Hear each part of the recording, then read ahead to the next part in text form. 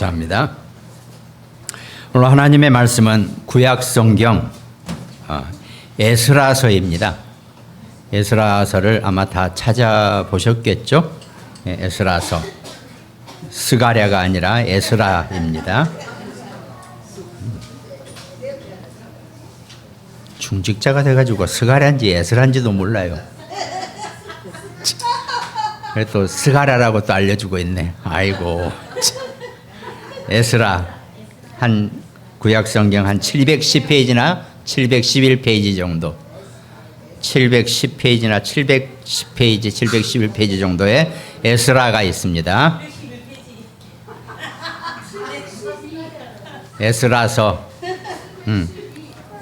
에스라서 약간 페이지마다 다를 거예요. 성경마다 710, 711 이 정도. 에스라서 1장 2절에서 3절까지 말씀을 우리가 함께 합독합니다. 바사왕 고레스는 말하노니 하늘의 하나님 여호와께서 세상 모든 나라를 내게 주셨고 나에게 명령하사 유다 예루살렘의 성전을 건축하라 하셨나니 이스라엘의 하나님은 참 신이시라. 너희 중에 그의 백성 된 자는 다 유다 예루살렘으로 올라가서 이스라엘의 하나님 여호와의 성전을 건축하라. 그는 예루살렘에 계신 하나님이시라. 아멘. 예. 여기서 지금 바사왕 고레스 그러면 바사, 바사는 페르시아를, 지금 페르시아를 우리 성경에서는 바사라고 이렇게 표현한단 말이죠. 원래 이스라엘이 바벨론에 의해서 완전히 멸망하고 이스라엘의 왕이 바벨론 왕의 말꼬리에 묶여서 그 먼 바벨론까지 끌려갔단 말이죠. 그 이스라엘은 완전히 망해버렸죠. 그리고 거기는 다른 지역, 아수르나 다른 지역 사람들이 이스라엘의 남자들은 다 노예로 팔아먹고 남은 여자들에게 이방 남자들을 들어오게 해서 아예 혼혈을 시켰어요. 저것들은 꼭 지네 민족만 하니까 아주 보기 싫어요.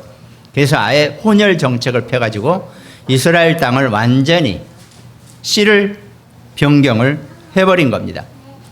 근데 참 희한하죠. 그럼 바벨론으로 끌려갔던 포로들이 있단 말이죠. 그 사람들은 여전히 유대인들이에요. 하나님은 참 희한하게 자기 언약을 준비하시고 보존하신단 말이죠. 그러니까 바벨론에 끌려갔는데 다시 또 페르시아 왕 고레스, 고레스에 의해서 바벨론이 멸망한단 말이죠. 그래서 그 페르시아 왕 고레스가 이제 와서 보니까 유대인들이 자기들끼리만 딱 씨를 보존하고 혈통을 보존하고 있단 말이죠. 그때 하나님이 불신자 고레스 왕을 은혜를 주셔서 이런 표현을 하게 한단 말이죠.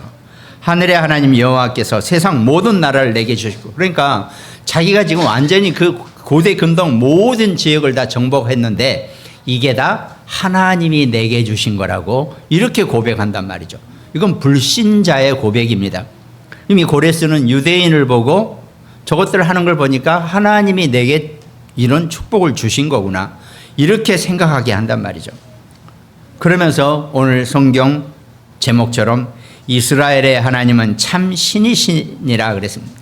그 당시에는 많은 잡신들이 어마어마하게 많이 있는데 유대인들은 딱 유일신이에요. 여호와, 엘로힘이라는 여호와 하나님만 섬기는 그런 존재란 말이죠. 내가 보니까 이스라엘에 니들이 믿는 그 여호와 하나님이 참 신 한 분밖에 없는 것 같구나. 그래서 너희들은 다시 이곳에 있지 말고, 지금 이란 이라크 지역이죠. 페르시아에 있지 말고 너네 나라 유대 땅으로, 이스라엘 땅으로 다시 되돌아가서 성전을 건축하라. 다 내가 대줄게. 다 해줄게. 이렇게 바사왕 고레스가 얘기한단 말이죠. 여러분, 성도는요, 성도의 축복은 어디에 있습니까? 하나님이 주시기도 하지만 불신자를 통해서 하나님이 역사를 하시면 더 크게 역사하세요. 성전도 불신자가 지어준다니까요. 뭐 꼭 그런 건 아니겠지만 성전도요, 불신자가 하나님의 세상 말로 삐를 받아서, 은혜를 받아서, 아, 내가 임마누엘 중보교회 지어줄게요, 이런단 말이죠. 야, 그럼 우리는 아무것도 안 하니까 할렐루야네, 그런 생각 가지고 있으면 늘 그렇게밖에 못 살아요. 우리가 평소에 이 지역에서 우리 교인들이, 그러니까요, 우리 교회는 어느 한 명을 통해서, 야, 저 여자든 저 남자가 다니는 교회라면 내가 묻지 말고 저 교회 하나 내가 지어줘야지, 이런 마음을 들 정도로 여러분들이 현장에서 하나님의 영광을 드러내고 살아야 한다는 겁니다. 없는 돈 열심히 끌어모아서 교회 건축하고 성전하는 것도 감사한 일이죠. 근데 그건 제 스타일이 아닙니다. 제 스타일은 어떤 스타일이냐 그러면 강남 스타일. 제가 그때 경건회 때 가서 학생들 앞에서 제가 그렇게 농담을 했죠. 경건회를 인도하라는데 내가 좀 경건 스타일이 아니라고, 나는 스타일이 강남 스타일이라고 그랬더니 이제 학생들이 빡 하고 웃더라고요. 아무튼 여러분들이요, 감사하죠. 성전 건축을 놓고 기도하시고 나는 다 좋습니다. 근데 그건 제 스타일이 아니라 그랬잖아요. 지금 이 본문만 하더라도 그렇지 않습니까? 성경 말씀에서는요, 불신자 왕이 하나님의 은혜를 받고 유대인을 통해서 그 하나님의 얘기를 듣고 내가 너희 성전을 건축해 줄게, 이런단 말이죠. 난 이게 맞다고 보여지거든요. 좀 이렇게 생각을 이렇게 또 딴 얘기로 가기 시작하네. 이제 명절도 되고 그랬으니까. 사람이 예수 그리스도로 하나님의 자녀 된 것 감사하죠. 그런데요, 사람이라면 제가 보기에는 여유가 있어야 돼요. 근데 전부 다 여유가 없어요. 그 여유는 가장 먼저가 남을 배려할 수 있는 여유가 있어야 돼요. 근데 워낙 이 대한민국이라는 땅 자체를 가만히 보면요, 중국이나 미국이나 큰 나라하고 이게 규모가 다르다 보니까 원래 우리나라는 대대 부자가 별로 없어요. 근데 중국이나 미국이나 이런 데 보면요, 유럽이나 이런 데 보면요, 대대 부자가 엄청 많아요. 중국이 뭐 약 1억 명이 우리나라 최고 갑부하고 같은 레벨이라는데요. 1억 명이 중국 같은 경우. 뭔 얘기를 지금 하려고 그러냐면요, 그 워낙 쭉 어렸을 때부터 여유 있게 살던 사람은요, 우리 친구들도 보면요, 여유가 있어요. 남 얘기를 쉽게 안 까고 뭐든지 이렇게 여유를 갖고 살아요. 뭐 우리 장로님이 경제 얘기하라 그랬지만 경제 얘기는 딴 거 아니에요. 저는 딱 제가 대학교 들어가서 경제학 원리라고 조순 박사가 지은 책이 딱 있어요. 경제학 원리의 첫 번째는 그거예요. 최소 비용으로 최대 유익, 이익을 내는 것이 경제 원리예요. 그건 저는 맞다고 생각하거든요. 경제학 원리는 딱 그거 하나로 끝입니다. 최소 비용으로 최대 이익을 내는 것. 근데 거기에는 많은 것이 숨어 있어요. 악착같이 남 등 뜯어가지고 최대 이익을 내자, 그건 틀린 사람이고 그게 아니에요. 제가 생각에는 이렇게 살면서 여유 같아요. 우리나라 사람들 같은 경우는 워낙 전란도 많고 뭣도 많고 그러다 보니까 다들 어렵게 힘들게 세상 많이 근대화되면서 살아왔어요. 뭐 그 와중에 뭐 오렌지족이니 뭐니 부잣집 사람들도 있겠지만은요, 대부분 사람들이 어렵게 살다 보니까 여유가 없어요. 근데 저는 살면서 우리 친구들 중에서도 부잣집 아들이 몇 명 있었어요. 늘 걔네들 따라다니면서 같이 빵 얻어먹고 이제 뭐 얻어먹고 다 그렇게 살았는데, 근데 걔하고 나하고 다른 게 있더라고요. 여유더라고요. 여유. 물론 주머니가 풍부해서 사람이 여유를 갖는다고 생각하지만은 저는 그게 아니더라고요. 그래서 저는 살면서 저게 맞아. 그러면서 나는 그 여유를 제가 배웠어요. 그리고 저는 여유 없는 것이 영 자존심 상하더라고요. 없어도, 내가 한 푼도 없어도, 별로 우리 집도 뭐 크게 부자도 아니에요. 진짜 우리도 어렸을 때 늘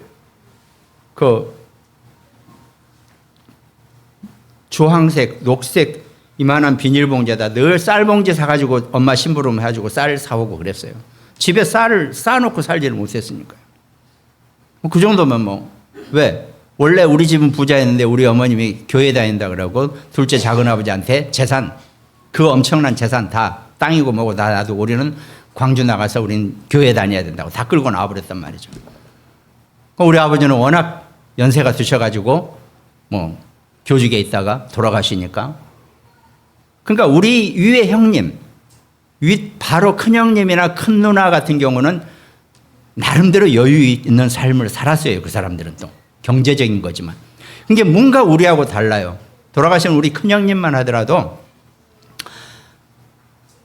막 어쩌고저쩌고 하다가 친구가 어려운 일을 당하죠. 그럼 집에 있는 그 비싼 축음기, 그거 지금 있으면 엄청 고가인데 그거 갖다 팔아서 친구 도와주고 그랬어요. 없는 사람은 그렇게 안 해요.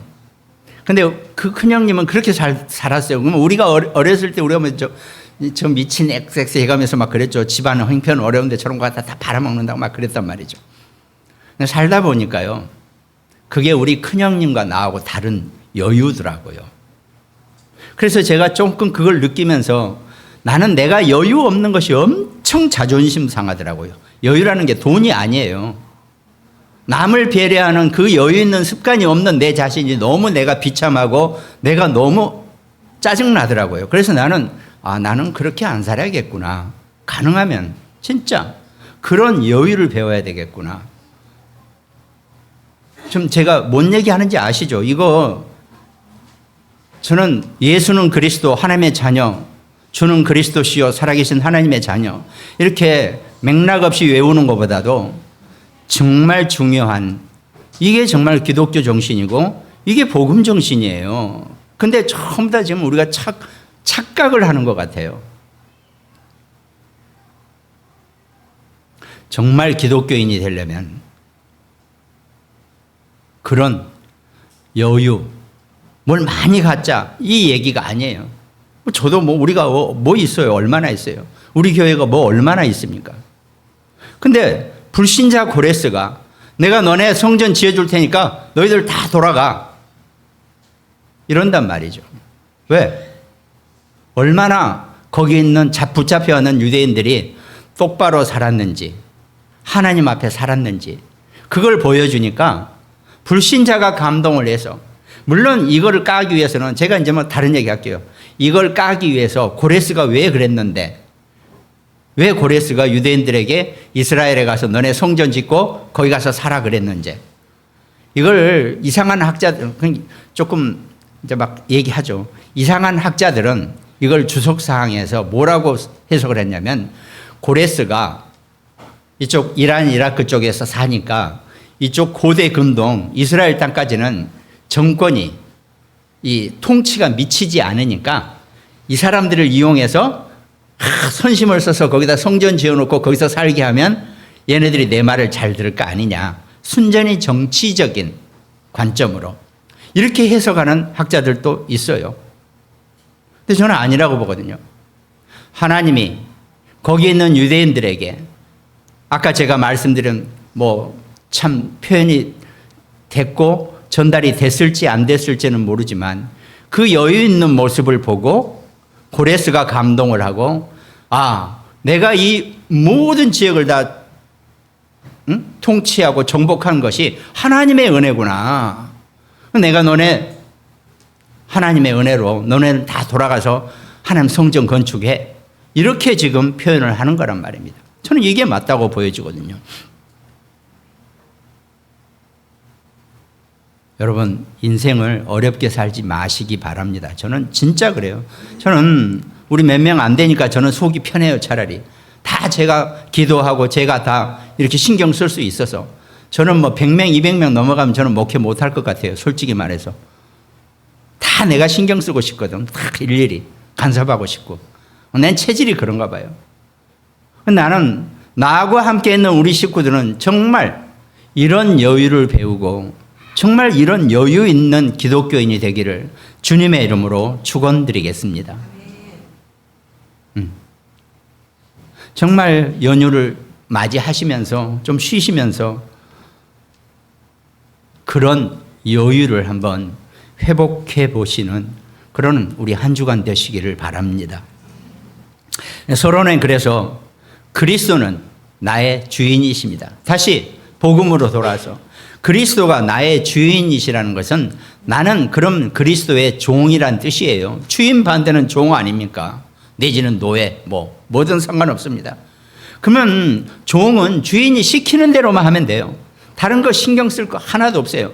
그러면 영 인간이 영 아니지 않냐? 맞아요. 저도 남 밑에 가서 종 노릇하거나 노예 노릇하고 남이 내 시간을 관리하는 걸 아주 막 뻑 돌아버리는 사람이거든요. 내가 내 시간을 관리하고 움직여야지 저 사람이 다른 사람이 내 시간을 정해놓고 너 여기서부터 여기까지 뭐 해? 라고 하는 것을 인생 살면서 제일 싫어했던 사람이거든요. 근데 그거하고 다른 거예요. 우리가요, 진짜 그리스도를 나의 주인으로 모실 줄 몰라요, 여러분과 저는. 왜? 그거는 그리스도가 나의 주인이시라 그러면 내가 그리스도의 종이 돼야 되는데 내가 종이 되는 법을 잘 몰라요. 그리고 종이 되면 자존심 상하고 내 체면 구겨지고 아주 내 속이 부글부글 끓으니까 종이 안 될라 그래요. 그러니까요, 신앙하면서 기독교인 되고 뭐 어쩌고 했지만요, 그리스도를 나의 주인으로 모시는 기독교인이 거의 없다는 겁니다. 주인으로 모시려면 종이 돼야죠. 종은 뭔데요? 주인이 시키는 대로 하면 되는 겁니다. 아무 책임도 질 거 없어요. 아무런 뭐가 할 거 없어요. 주인이 시키는 대로 이리 가라면 이리 가고 저리 가면 저리 가면 되는데요. 근데 우리는 한 번도 그리스도를 주인으로 모신 적이 없다니까요. 그게 내가 살아있고, 응? 내가 나를 벗어나지 못하고, 내가 나를 묶어놓고, 이렇게 사니까 그렇다는 겁니다. 이것만 제대로 깨닫고, 이 원리 속에서 여러분이 신앙생활을 하시고, 여러분 일주일에 7일 중에 하루만 교회 오지 나머지 6일은 전부 다 어디 계세요? 불신자 현장에 계시잖아요. 그럼 불신자들과 함께하는 삶 속에서 내가 어떻게 살아야 할 것인지 한번 그걸 잘 생각해 보시면은요, 내가 드린 그 여유라는 표현, 맨 남한테 손해보고 사는 것 같죠? 하나님 절대 여러분과 저를 그렇게 내버려 두지 아니하신다는 겁니다. 그걸 가지고 우리가 신앙생활을 할 수 있는 것. 그리스도가 나의 주인이시라는 이것만 내가 제대로 붙잡고 이것만 내가 제대로 언약으로 삼으면 하나님이 나머지는 다 책임져 주시고 해결해 주신다는 이 원리 속에 사는 것이 정말 영적인 여유라고 저는 보여지거든요. 그걸 가지고 신앙생활 하시기 바랍니다. 근데 이걸 모르면 전부 다 종교생활이라는 겁니다. 덥네요. 이거 벗고 갈게요.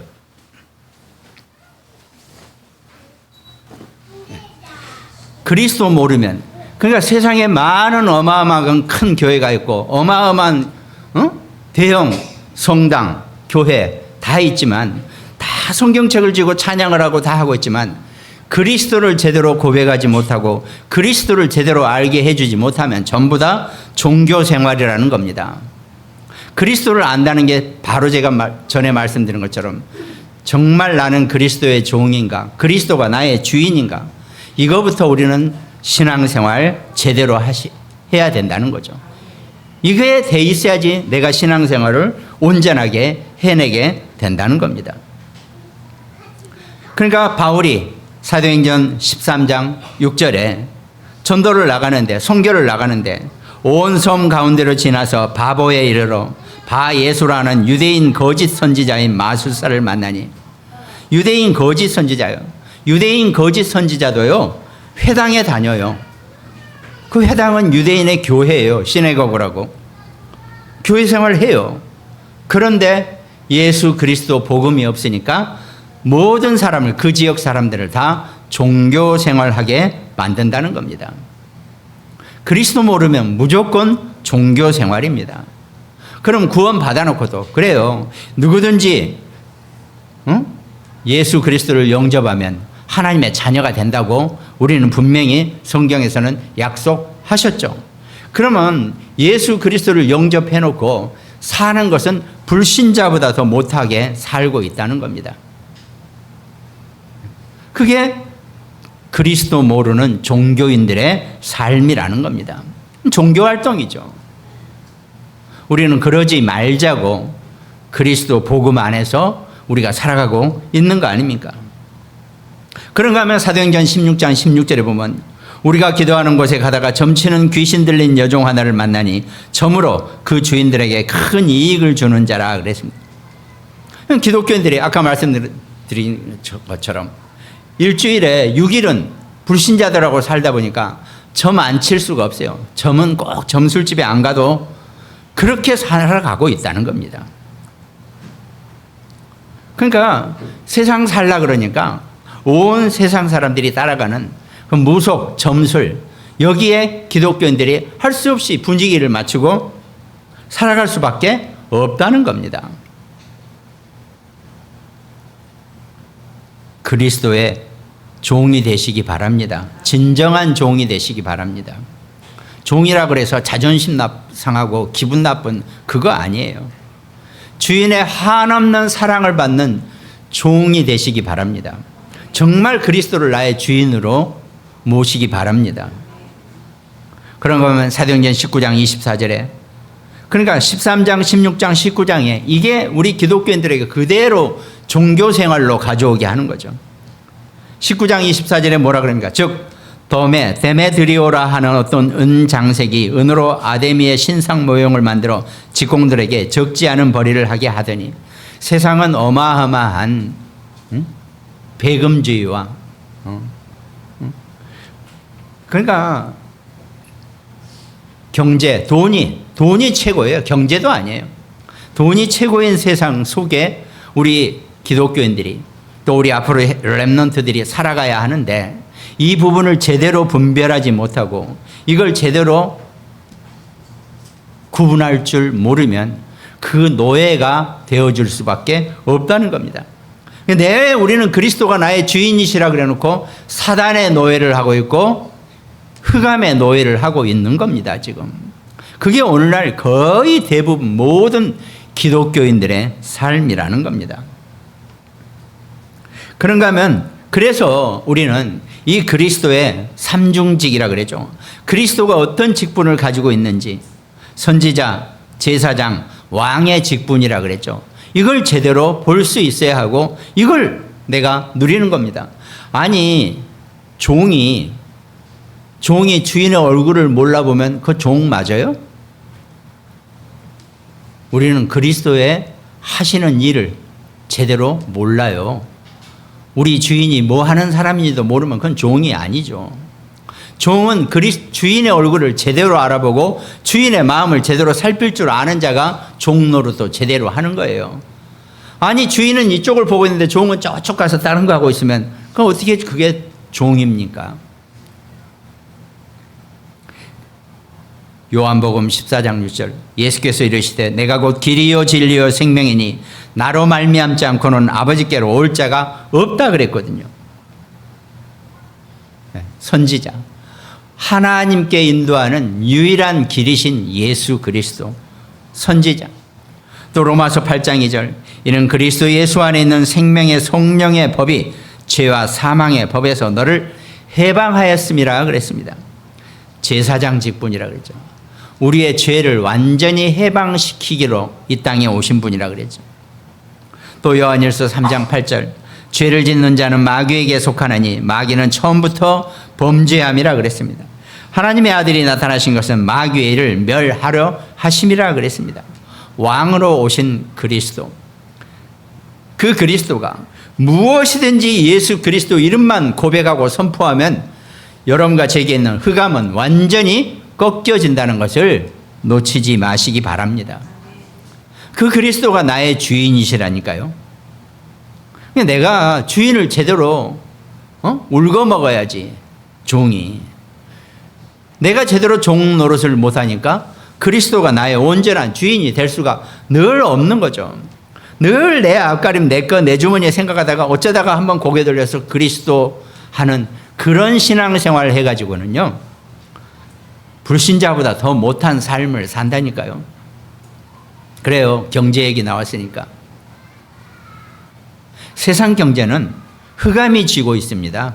미안하지만, 대단히 죄송하지만 세상 전체 경제는 다 흑암이 가지고 있어요. 그놈이 자기 졸개들, 자기 식소들, 불신자들한테는 팡팡 줘요. 그런데 우리 기독교인들한테는 찔끔찔끔 줘요. 이게 세상 경제입니다. 잘 알고 하세요. 아니면 빨리빨리 기독교인 반납하시든지, 그거 살기 힘들면은.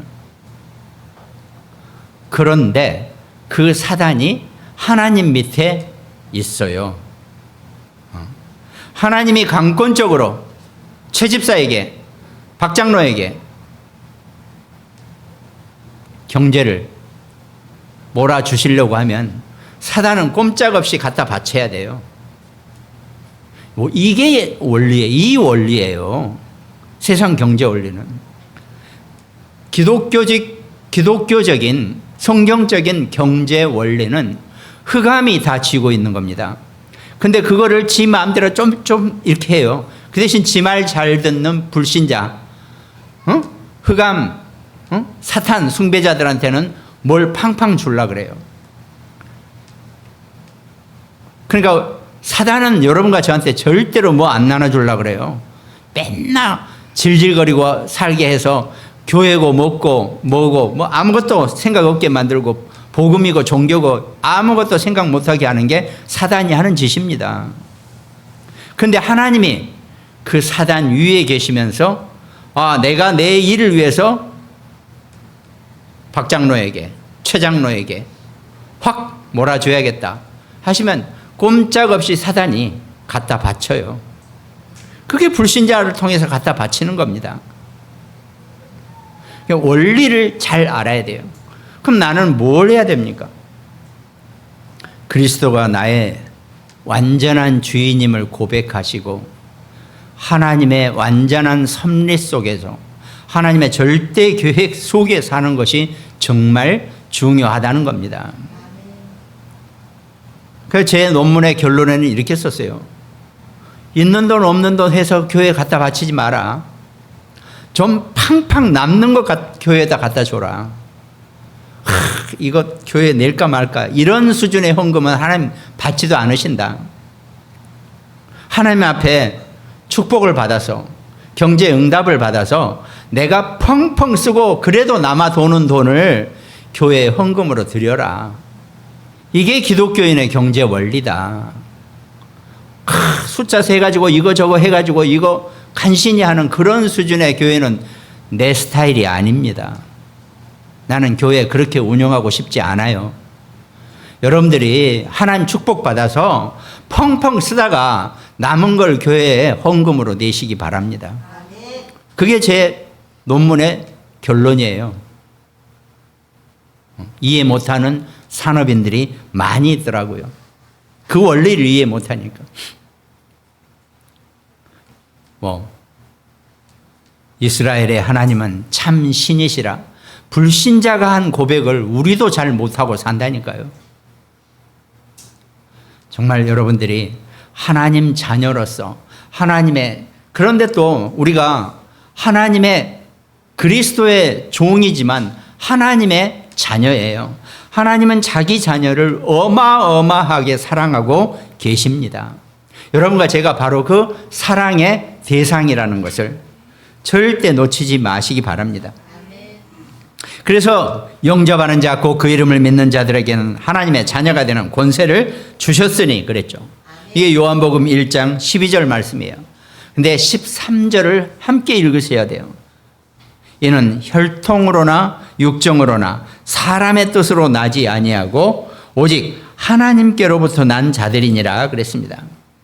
여러분과 제가 예수 그리스도를 영접하고 하나님의 자녀가 된 것은 우리가 혈통이나 육정으로 사람의 뜻으로 난 게 아니고 하나님께로부터 난 자들이라는 겁니다. 여러분과 저의 시작은 하나님으로부터입니다. 근데 우리는 자꾸 다른 데서 시작한 사람처럼 그렇게 살아요. 하나님으로부터 시작된 그런 축복자인 것을 늘 누리시기 바랍니다. 또 빌립보서 바울의 고백이죠. 빌립보서 3장 8절. 또한 모든 것을 해로 여김은 내 주 그리스도 예수를 아는 지식이 가장 고상하기 때문이라. 내가 그를 위하여 모든 것을 잃어버리고 배설물로 여김은 그랬거든요. 바울은 다 가진 사람이었습니다. 어마어마한 가문에 눈 뜨자 태어나자마자 바울에게는 로마 시민권을 부여받았어요. 로마 시민권은 로마가 자기 이 식민지에 좀 잘 나가는 집을 선택해가지고 너네는 로마 시민권 줄게. 그러니까 그 지역에서 최고의 유지들만 가능한 그런 가문이에요. 바울은 그렇게 태어났단 말이죠. 어마어마한 가말리알 교사한테 선생에게 랍비에게 수업을 받고 뭐 바리새인 중에 바리새인이고 그런 대제사장 가문일 거란 말이죠. 그런 바울이 그 모든 것이 다 배설물과 같다라고 표현을 한다는 것은 있는 사람이 하는 표현과 없는 사람이 하는 표현은 전혀 다르다는 겁니다. 그러면서 빌립보서 3장 14절 표대를 향하여 그리스도 예수 안에서 하나님이 위에서 부르신 부름의 상을 위하여 달려가노라 그랬습니다. 여러분 세상 것도 우리의 목표가 되지만 늘 여러분의 더 높은 목표는 위에서 부르신 부름의 상을 향해 달려가시기 바랍니다. 열심히 사시는 거 정말 감사하고 너무 멋진 일이시죠. 그렇게 사시기 바랍니다. 열심히 사셔야 해요. 그러나 항상 그 위의 목표는 위에서 부르신 부름의 상이 있다는 것, 이걸 잊지 마시기 바랍니다. 그러면서 빌립보서 3장 20절 우리의 시민권은 하늘에 있는지라 그랬습니다. 여러분과 제가 이 땅에 두 발을 딛고 살지만 우리 시민권은 하늘에 있어요. 우리는 태어나면서부터 이미 이중 국적을 가진 자들입니다. 때가 돼서 내가 예수 그리스도를 영접하고 하나님의 자녀가 돼서 천국 시민권이 발동이 되고 시효가 되었지만 우리의 시민권은 내가 낳기도 전에 이미 정해져 있었습니다. 하늘 시민권자입니다. 그러니까 저는 뭐 참 제 얘기만 해서 죄송하지만 저는 딱 군대 가가지고 딱 어떤 부대에 딱 선택을 받았는데 그 부대로 가려면은 내 신원조회가 끝나야 돼요. 보통 신원조회가 2-3달 걸려요. 이 사람 8촌까지 다 뒤져봐가지고 월북자나 뭔가 행불자나 행불자도 있으면 안 돼요. 그 집 가문에 행방불명된 자가 있으면 이미 신원조에서 탈락이에요. 이게 깨끗해야 되거든요. 근데 지금처럼 뭐 전산 엔터 한번 치면 쫙 나오는 그런 시스템이 아니니까 본적지까지 가서 다 뒤져야 돼요. 호적을. 그 시대는 옛날 한 40년 전. 그거 나오려면 한 몇 달 걸려요. 한 서너 달. 그 전까지는 어디 가 있느냐? 일반 보병부대에 가 있었거든요. 근데 저는 딱 그런 생각이 들더라고요. 우리 집은 행불자나 월북자가 없으니까 나는 신원조회는 분명히 날 거다. 그럼 내 신분은 이미 그 특수부대에 들어가 있는데 잠시 지금 내가 일반 보병부대에 와 있으니까 나는 여유가 생기더라고요. 내 위에 고참들이 어차피 갈 놈들 그러면서 엄청 우리를 팼거든요. 밤마다 불려나가서 얻어맞았어요. 저 부대로 갈 놈들은. 그래서 나는 여유가 있더라고요. 그래 조금만 기다려봐. 나는 저쪽으로 갈 거니까 그때 가서 보자. 그러면서 그런 여유가 있더라고요. 저는 그런 여유. 때가 되니까 신원조회가 완료되니까 그냥 여기서 할 얘기는 하지만 그래도 우리 매형이 투스탄데 신원조회는 아무 필요가 없죠. 그냥 바로 그냥 그쪽으로 들어갔죠. 그렇단 말이죠. 그러니까 그래요. 내가 계속 그런 얘기 합시다. 내 직장 생활할 때는요. 우리 동료들이 내가 어마어마한 부잣집 아들인 줄 알았어요. 아닌데. 그리고 뭐 저기 가면 어디 뭐 땅도 막 어마어마하게 많은 그런 소유자인 줄 그렇게 알더라고요. 왜? 그건 뭔 얘기예요? 아니, 제가 월급 처음에 딱 받을 때 27만 원 받았거든요. 수습기간이라고. 27만 원 월급 받으면 수표 2장하고 만 원짜리 7장하고 뒷주머니에 놓고 나가서 동기들하고 나가서 술 한 번 하루 저녁 먹으면 없어져요, 돈. 그렇게 살았거든요. 근데도 하나도 내가 쫓기지가 않아요. 돈이 있어서 그런 게 아니에요. 그때부터 저는 그런 생각을 해봤어요. 그런 여유. 그때는 젊었으니까 좀 그렇게 살면 멋지지 않을까? 뭐 그런 생각을 해봤을 뿐이에요. 근데 살아놓고 보니까, 지내놓고 보니까 제가 많은 사람들을 보면서 다시 서론에 들어가는 얘기처럼 여유를 갖고 사는 것. 그게 내가 그리스도를 나의 주인으로 내가 모실 수 있는 더 넓은 마음이 되는 것이고, 나는 그리스도의 완전한 종이다를 고백할 수 있는 더 넓은 마음이 될 수 있다는 겁니다. 우리가 세상 불신자들도 얘기하잖아요. 그릇을 넓혀라. 뭐 얘기 많죠. 저는 그걸 여유라고 생각하고 싶습니다. 인간관계 속에서도요, 다른 사람을 배려할 수 있는 여유. 물론 저도 성질이 급해가지고 막 어떨 때는 여유도 없이 막 뭐라 그러는데, 저는 우리 자녀들이, 우리 후대가, 우리 랩런트들이 그런 그리스도 안에서의 그런 영적인 여유를 갖는 그런 축복자로 살아가신다면, 불신자가 나를 보고 또 우리를 보고 이스라엘의 하나님은 참 신이시라 이렇게 고백하면서 우리의 모든 필요한 것과 우리 자녀들이 이 땅 어디가 있더라도 절대 부족하지 않게 축복하실 것이라고 저는 감히 고백합니다. 뭘 많이 챙겨서 보낼 게 아니라 오직 그리스도가 너의 영원한 주인이시라는 것만 챙겨서 보내는 그런 축복자로 사시기를 주님의 이름으로 축원드리겠습니다. 이거 오늘 서론도 다 못했습니다. 기도하겠습니다. 하나님, 우리를 선택하시고 우리를 하나님의 귀한 자녀 백성으로 삼아주신 것을 감사드립니다. 억만 죄값에 빠져있는 우리를 온전하게 창세전에 예수 그리스도를 통해서 우리를 선택하시고 하나님의 귀한 자녀 백성 삼아주신 것을 감사드립니다. 우리 남은 인생을 오직 그리스도가 나의 주인이시고 나는 그리스도의 영원한 종으로 살아가는 최고의 축복자가 될 수 있도록 하나님이 우리 자녀들을 지키시고 우리 랩런트들의 미래를 완전히 책임져 주시기 바랍니다. 온전하게 오직 그리스도만 고백할 수 있는 최고의 축복자로 살아갈 수 있는 우리 모두가 되게 하여 주시옵소서. 감사를 드리옵고 우리를 구원하신 예수 그리스도 이름으로 기도합니다. 아멘.